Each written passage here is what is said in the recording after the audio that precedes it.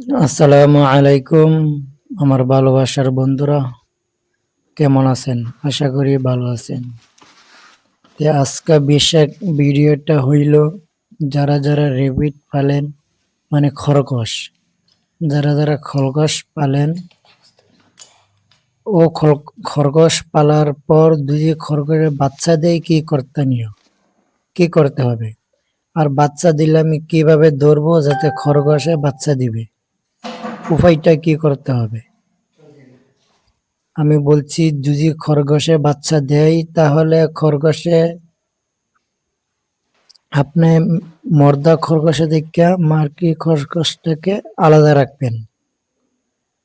আলাদা রাখার পর তাকে দেখবেন ও গায়ের রুমগুলো ছিটছে, আর ও গাঁথা খুঁড়বা মাটির তলে শান দেওয়ার জন্য চেষ্টা করবে। তখন আপনি গম পাবেন যে বাচ্চা দিবে। তা আমার খরগোশটি বাচ্চা দিব, আমি এখানে ছেড়েছি রুমের ভিতরে। ও দেখেন গাঁথা খুঁজছে, গাঁথা খোঁড়ার পর বাচ্চাটা দিবে আমার ধারণা। তারপরে আমি ওইখানে এক জায়গায় রেখে দিলাম। ও ঠিক বাচ্চা দিবে আজকে। অলরেডি বাচ্চা দিয়েছে, রাতের মধ্যে বাচ্চা দিয়েছে। আমি মানে চেষ্টা করছিলাম যে আমি ওকে গাথার ভিতরে দিব, কিন্তু আমি গাথার ভিতরে নিয়ে দিয়েছি, কিন্তু গাথার ভিতরে যাই নাই। এ নিজে গাথা খুঁড়তে তার বসে শান দেবে।